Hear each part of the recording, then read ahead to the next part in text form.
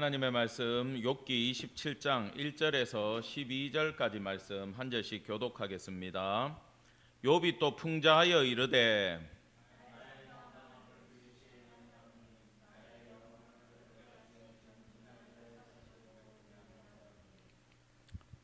나의 호흡이 아직 내 속에 완전히 있고 하나님의 숨결이 아직도 내 코에 있느니라.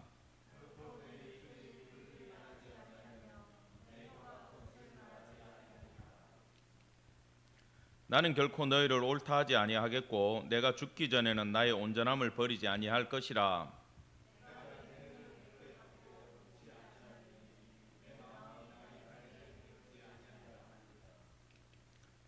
나의 원수는 악인같이 되고 일어나 나를 치는 자는 불의한 자같이 되기를 원하노라.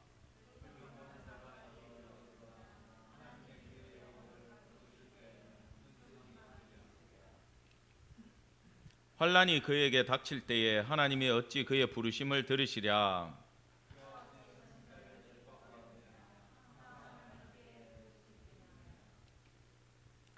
하나님의 솜씨를 내가 너희에게 가르칠 것이요 전능자에게 있는 것을 내가 숨기지 아니하리라. 너희가 다 이것을 보았거늘 어찌하여 그토록 무익한 사람이 되었는고. 아멘. 오늘 말씀은 살아계신 하나님입니다. 욥기 27장을 강해하겠습니다. 본장은 지금까지 세 친구가 했던 모든 욥을 향한 정죄에 대해서 종합적인 답변적인 성격을 가지고 있어요. 그러니까 총정리를 하면서 욥이 이제 응어리졌던 것 속에 있는 그 모든 마음을 다 뱉어내고 있습니다. 그래서 우리가 읽었던 12절까지는 여전히 자신의 무죄를 주장하면서 친구들에게 너희들은 하나님의 뜻을 알지 못하면서 왜 하나님의 이름으로 나를 정죄하느냐에 대하면서 그 부분을 이제 비판하고 있고요. 13절부터 23절까지 나머지는 악인들을 향해서 친구들한테 하는 얘기입니다. 하나님의 심판을 오히려 촉구하고 있는 장면이에요. 그 마지막에 우리가 읽어볼 텐데 지금까지 욥이 들었던 정죄를 그대로 친구들한테 돌려주고 있는 이런 장면입니다. 지금 욥은 하나님의 뜻과 전혀 상관없는 친구들에 대해서 비판을 하기 시작했어요. 지금 욥의 상황은 모든 것이 무너지고 손가락질 받고 있지만 중요한 것은 욥은 따라합시다. 살아계신 하나님을 믿고 있다. 욥은 지금 대단한 게 뭐냐 하면은 살아계신 하나님을 욥은 믿고 있어요. 그래서 자기 삶이 이거죠. 하나님이 살아계시니까 나는 너희들은 날 정죄하고 죄인이라 그러지만 나는 내 나름대로 의롭게 살았고 하나님이 살아계시기 때문에 언젠가는 이 부분이 증명될 거란 걸 믿고 있는 거예요. 내 상황에는 희망이 없으니까 누구한테 희망을 둔다? 살아계신 하나님한테 희망을 두고 있는 거죠. 여러분, 우리의 인생도 그렇습니다. 내가 생각하는 나의 신앙과 나의 마음과 세상 사람들이 보는 나와 우리는 다를 수 있어요. 왜? 증명된 게 없잖아요. 증명된 게. 아무리 우리가 신앙생활을 똑바로 하고 기도를 많이 하고 하나님 뜻에 맞게 살아도 세상 사람들 봤을 때 내가 가난하면요, 사람들 우리 잘못 살고 있다고 생각해요. 그래요, 안 그래요? 그렇잖아요. 뭐 이런 얘기 해가지고 그렇지만 예를 들어 작은 교회 다니잖아요.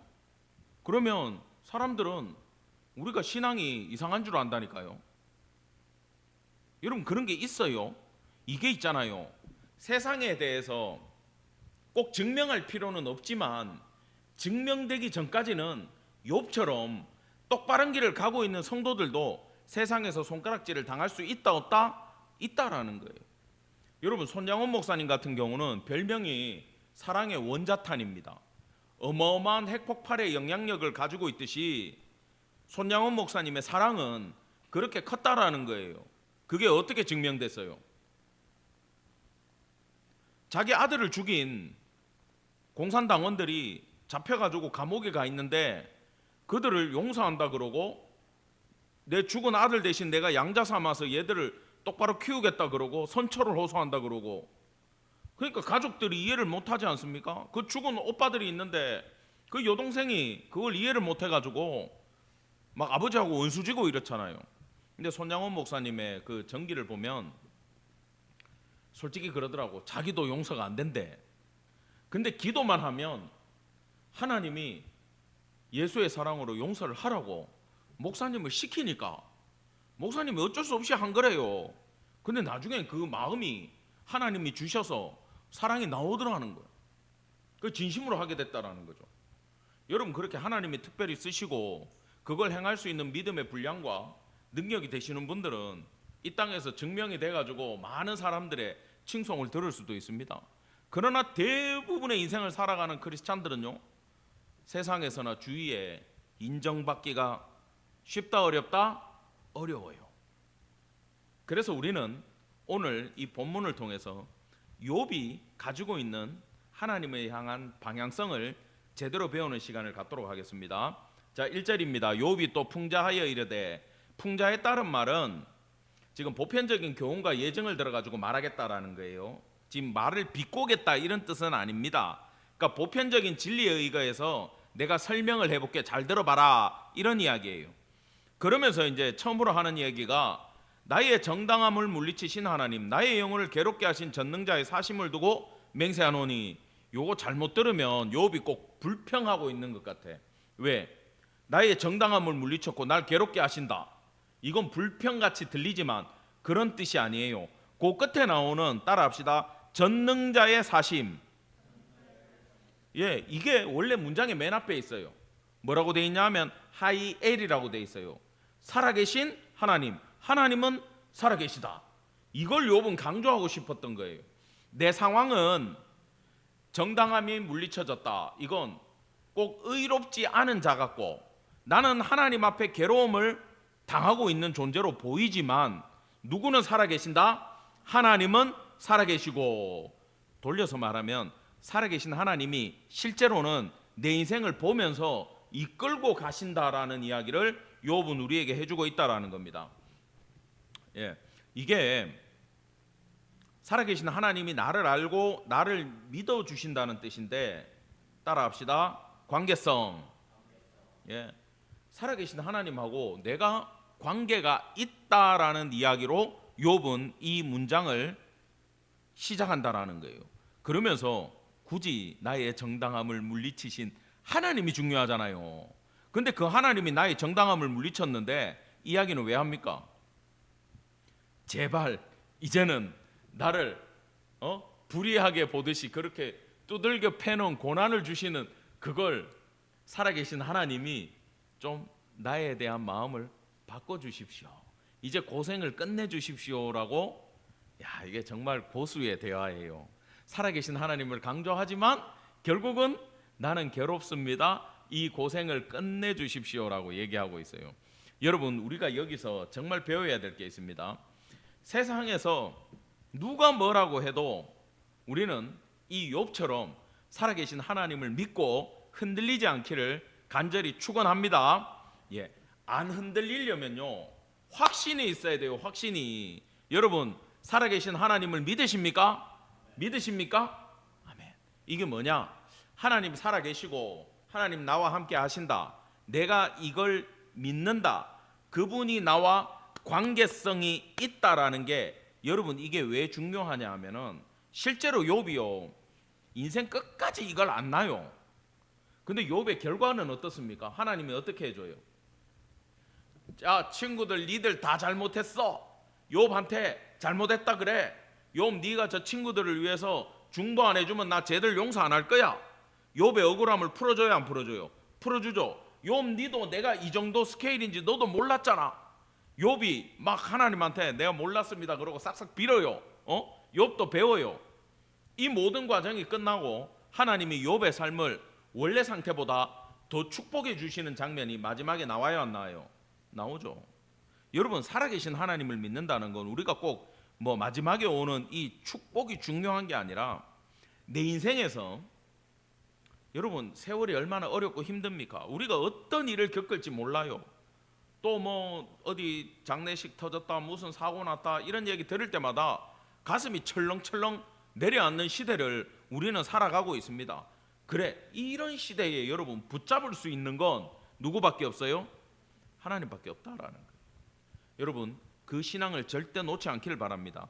다른 거 다 잃어버리고 다 놓치고 회사도 부도나고 건강도 잃어버리고 가족을 잃어버리는 한이 있더라도 살아계신 하나님만 놓지 않고 그분이 날 이끄심을 믿는다면 어떠한 인생의 고난 가운데 있어도 그 살아계신 하나님이 우리를 꺼내 주실 거고 역사해 주신다라는 걸 반드시 관계성 안에서 믿고 나가는 성도 되기를 원합니다. 3절입니다. 나의 호흡이 아직 내 속에 완전히 있고 나의 숨결이 아직도 내 코에 있느니라.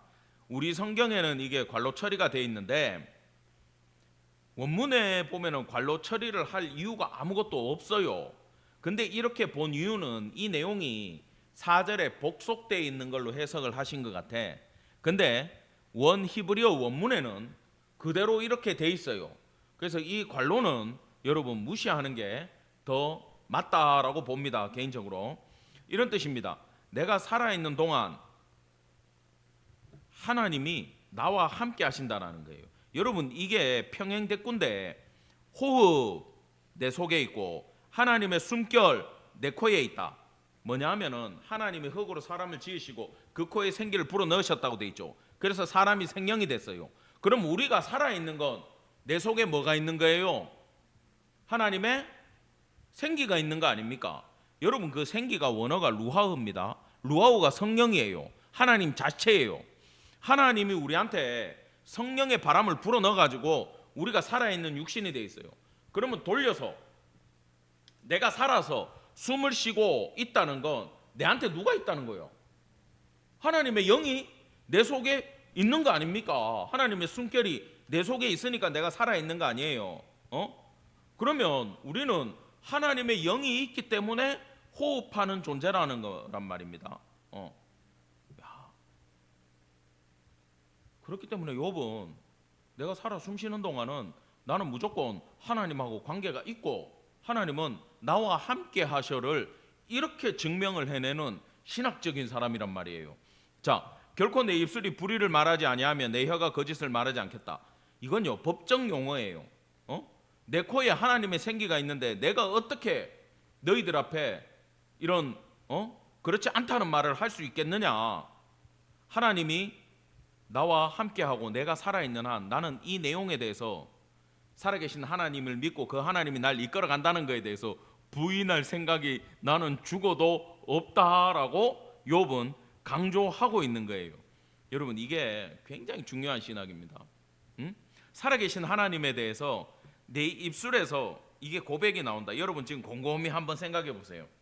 그냥 교회에서 배워서 아는 거 말고 성경에서 이렇게 살아계신 하나님이 홍해를 갈랐다, 만나를 내려줬다, 이런 역사가 있으니까 믿는 게 아니라 여러분 각자하고 하나님이 관계가 있습니까 없습니까? 경험이 있어요 없어요? 있잖아요. 그걸 생각해야 돼. 그걸. 여러분 이게 신앙의 관계성이에요. 진짜 중요한 얘기입니다. 여러분 이걸로 인생을 성공한 사람이 있어요. 누굴 것 같아요? 다윗이에요. 다윗이 이때 소년일 때인데 살아계신 하나님하고 자기가 관계성이 있다라는 게 확실했어. 이게 너무 강했던 거야. 다윗은 사람이 뭐 싸움을 되게 잘하거나 되게 잘났거나 똑똑하거나 뭐 체력이 너무 좋아가지고 이런 게 아니고 그냥 소년 목동에 불과한데 광야에 살면서 양을 치면서 살아계신 하나님하고 관계성이 너무 끈끈했던 거예요. 야, 이거에 대해서 어떻게 표현해야 될지 모르겠는데 그냥 우리가 살아있는 관계로 만나고 있다 아닙니까? 우리는 보이는 사이잖아요. 이렇듯 다윗은 하나님과의 관계를 함께하고 지내왔다라는 뜻입니다. 그러니까 다윗이 그러지 않습니까? 사람들한테 이 블레셋 사람을 죽여 이스라엘의 치욕을 제거하는 사람에게 어떠한 대우를 하겠느냐. 이 할례받지 않은 블레셋 사람이 누구이기에 살아계신 하나님의 군대를 모욕하겠느냐. 지금 하나님을 어떻게 표현하고 있어요? 살아계신 하나님으로 표현하고 있죠. 지금 모든 이스라엘 사람들은요 하나님을 믿는다고 하고 하나님의 백성이라고 하고 그 이름으로 깃발을 들고 전쟁터에 나왔지만 하나님을, 살아계신 하나님을 믿고 있는 모습이 보입니까? 안 보입니까? 안 보여요. 누구 앞에? 골리앗 앞에, 강한 적장 앞에 하나님이 살아있다라는 게 내 속에서 관계성으로 느끼고 있는 사람이 아무도 없었던 거야. 근데 다윗은 그걸 느끼고 있는 거예요.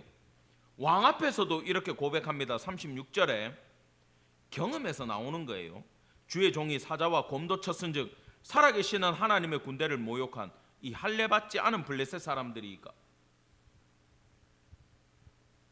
내가 양을 칠 때 살아계신 하나님이 내게 힘을 줘가지고 내가 그 일을 감당해가지고 이까지 왔는데, 내가 하물며 하나님의 원수 저 블레셋 골리앗을 치는 일에 우리 살아계신 하나님이 안 도와주겠습니까? 라는 확신이에요.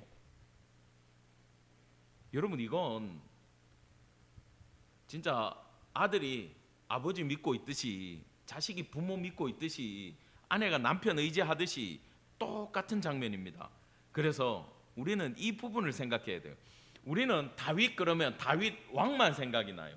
모든 고생을 이겨내고 왕이 돼가지고 영광을 받은 그 왕 다윗을 생각하지만, 여러분 실제 다윗의 역사는요, 골리앗 죽이면서 시작된 게 아니라, 따라합시다, 살아계신 하나님에 대한 고백에서 시작됐다. 이 골리앗하고 싸움 이기고 지고도 하나님한테도 문제가 아니에요. 다윗이 살아계신 하나님을 믿고 그 관계성을 가지고 골리앗 앞에 딱 섰을 때 다윗의 역사는 시작되었는 줄 믿기 바랍니다. 그 뒤의 결과는 상관없어요. 여러분 살아계신 하나님 믿으십니까? 그러면 그 믿음대로 될 줄 여러분 기억하시고 용기 내시고 확신을 갖기를 간절히 축원합니다. 네. 여러분 지금 이 시대에 우리가 수많은 문제를 넘어설 힘이 필요해요. 어떻게 이 문제를 극복하시겠어요? 다른 게 아니에요. 욥이 말했던 전능자의 사심, 살아계신 하나님을 나의 전능자로 믿는 믿음이고, 그 관계에 정립이 필요한 시기인 줄 아시기 바랍니다. 경제적으로도 정치적으로도 국제적으로도 너무 힘든 시대를 성도들이 앞으로 살아가야 돼요. 그때 우리가 믿을 게 누구밖에 없어요? 하나님밖에 없어요.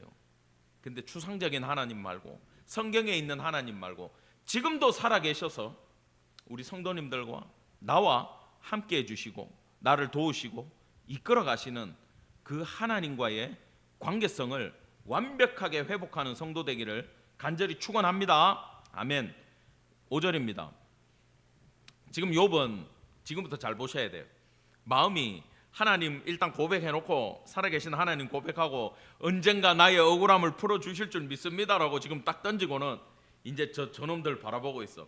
그러면서 나는 결코 너희를 옳다 하지 아니하겠고 내가 죽기 전에는 나의 온전함을 버리지 아니할 것이라. 여러분 이 온전하다는 말, 내가 온전하다, 무죄하다, 순전하다, 완전하다, 정직하다, 결백하다, 이 단어 툼바라는 이 단어가 성경에 5번 나오는데 4번을 욥이 써버려요. 아시겠어요? 지금 얼마나 억울한지 아시겠죠? 욥이 나는 하나님 앞에 정말 정직하고 순결하게 순전하게 지금 살아왔어. 나는 죽어도 이걸 포기를 못하고 너희들한테 굽힐 생각이 없고 니들이 잘못됐어. 이걸 강조하고 있어요. 자 다음 절 봅시다. 내가 내 공의를 굳게 잡고 놓지 아니하리니 내 마음이 나의 생애를 비웃지 아니하리라. 끝까지 나는 무죄하다. 죽어도 무죄하다. 그 이야기를 합니다. 그 다음에 이 7절부터 12절까지 이야기가 친구들에 대해서 지금 비판을 하고 있는데 이건 좀 심했어요. 하나님이 정말 너희들을 심판해 주기를 바란다 이런 얘기예요. 한마디로 감정이 무지 격양돼 있단 말이지. 이게 뭐냐 하면은 하도 친구들이 지금까지 오면서 27장이잖아 얼마나 돌아가면서 새 놈이 정죄를 했어요. 그게 지금 욥이 쌓이고 쌓여가지고 오늘 폭발하는 날이에요. 그러다 보니까 더 이상 말을 참을 수가 없는 거야. 이제는 같이 멱살 잡고 이제 한 소리 하는 그 타이밍으로 넘어갔단 말입니다. 자 보세요. 나의 원수는 악인같이 들고 일어나 나를 치는 자는 불의한 자같이 되기를 원하고 불경건한 자 환난이 그에게 닥치고 전능자가 너희를 기뻐하지 아니하고 내가 너희를 가르칠 거고 너희는 어쩌다 보니까 이렇게 무익한 아무짝에 쓸모없는 인간들이 다 되었느냐? 뒤에 가요. 이제는 완전 악인의 심판을 노래합니다. 이게요, 여러분 읽어보시면 알지만 악인은 하나님 앞에 받을 분깃도 없고 번성에도 칼 맞을 거고 니들 후손은 굶을 거고 죽을 병 들리고 와이프들은 다 과부 될 거고 니들은 진짜 좀 먹은 집처럼 되고 집안은 초막처럼 거지같이 살 거고 아무것도 없고 두려운 폭풍 동풍 하나님이 던져버리고 도망가고 비웃을 거다. 이건 누가 듣던 얘기예요? 회개하지 않는 욥에게 친구들이 정죄할 때 나왔던 이야기들이에요. 유심하게요 읽으신 분들은 기억이 날 겁니다. 바람에 날려가고 과부되고 굶고 세상 사람들이 비웃고 기억나시죠? 욥이 참다가 지금까지 이런 말은 안 했어요. 저주하고 하나님의 심판을 막 축원하고 이런 게 없었어. 근데 욥이 드디어 이게 이제 입 밖으로 나오는 거예요. 여러분 이게 잘한 건 아닙니다. 잘한 건 아닌데 살다가 이런 일이 있어요 없어요? 끝까지 못 참고 우리도 이 입 밖으로 말이 나올 때가 있다라는 거예요. 욥 같은 의인도 이렇게 한계에 다다르니까 이런 말이 나오더라는 겁니다. 그래서 이걸 보면서 우리가 상대방의 입장을 지금 욥의 친구라는 입장에서 이렇게 욥처럼 고난을 당하는 친구가 있다고 생각해 봅시다. 그때 뭐 무조건 너 잘했어. 그래 그럴 수 있지. 그래 이러면 안 돼요. 이건 옳은 건 아니에요. 여러분 따라합시다. 영적 분별력. 말은 우리가 저주를 하고 네 정죄하고 이런 건 하면 안 되지만 내 속으로 하나님 저 영혼이 어쩌다가 저렇게 됐습니까? 하나님 저 영혼에게 원하는 게 뭡니까? 하나님 내가 저 사람을 위해서 어떻게 기도해야 됩니까를 여러분 물어보고 깨달아서 아는 영적 분별력은 갖기를 간절히 축원합니다. 그렇지만 또 무조건 잘했다고도 말해서는 안 되지만 반대로 내가 그 사람에 대해서 생각을 죄인이라고 굳혀버리고 정죄하기 위해서 하나님을 끌어가지고 오고 내 주장을 펴기 위해서 무조건 내가 옳고 네가 틀렸다라고 말해서는 절대 안 된다라는 거예요. 그렇게 하다 보면은 욥과 친구들의 관계처럼 서로 저주하고 폭발하는 관계로 끝나버린다라는 거예요. 사랑하는 성도 여러분, 우리가 알아야 될 건 따라합시다. 사랑이 먼저다. 관계에 있어서 제일 중요한 게 뭐라고요? 사랑이라는 거예요. 여러분 이렇게 있다 보면은요, 친구를 만났는데 갑자기 그 친구가 말도 안 되게 기분 나쁘게 행동할 때가 있어요. 나는 잘못한 게 없어. 오랜만에 만났어. 그냥 반가운 거야. 근데 삐딱하게 쳐다보고 말 이상하게 하고 속을 벅벅 끓을 때가 있어요. 가족이든 친구든 이웃이든 이런 관계는 생길 수 있다라는 거예요. 왜 그런지 압니까? 여러분 사람은요 영의 사람이 있고 육의 사람이 있어요. 육에 속한 사람들은요 성령의 지배를 받지 않아요. 그럼 다른 영의 지배를 받겠죠. 배웠잖아요. 우리 고린도전서하고 로마서하고 할 때. 자 그렇다면 다른 영의 지배를 받고 있는 사람이 성령의 지배를 받고 있는 사람한테 와가지고 못할 말이 뭐야?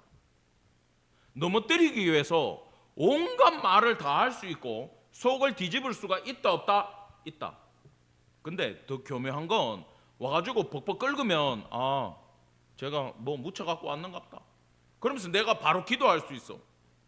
근데 아주 좋은 관계고 친한 친구인데 만나가지고 즐겁게 얘기하고 잘 지내. 근데 돌아가지고 오면 기분 쏴한 게 갑자기 내가 우울해지고 기분 나빠지고 불안해진다면 관계의 틈타는 다른 악한 영의 존재가 있다 없다? 있다라는 걸 알아야 돼요. 자, 근데 옛날에는 그렇게 영향을 미치는 안 좋은 영향을 미치는 사람이 있으면 우리가 약하면요 관계를 저는 내가 약할 때는 관계를 멀리하라 그래요. 근데 여러분 분별력, 영적 분별력이 생기기 시작하면요 그런 사람 멀리할 필요가 없어요. 따라합시다. 만나기 전에 기도한다. 만나기 전에 기도하면 돼. 그 다음에 만날 때 기도하고, 아시겠어요? 만나고 나서 뭐 해야 된다? 기도해야 돼요. 그러면 오히려 그 영이 성령의 파워 앞에 굴복하고 변화되게 되어 있음을 여러분 기억하기 바랍니다. 그렇게 관계를 선하고 아름답게 좋게 이끌어갈 수가 있다라는 거예요. 그런데 중요한 건 뭐냐? 아까 얘기했죠? 그 영혼에 대한 사랑하는 마음이 우선이라는 겁니다. 그 다음에 아파하고 힘들어하는 영혼이 있다면 무조건 그거부터, 상처부터 싸매줄 줄 아는 사랑의 성도가 되기를 간절히 원합니다. 해주고 싶은 말이 아무리 많더라도 말은 필요 없어요. 곁에 있어주고 아픔을 싸매주고 여러분 사랑해주고, 내가 힘들면 하나님 앞에 기도하면서 그 일을 감당해서 절대 성도와 세상 사람들 간의 관계에서 서로 첨예하게 대립하며 비난하고 정죄하는 일이 없도록 여러분들은 사랑의 성도가 다 되기를 간절히 축원합니다. 기도하겠습니다.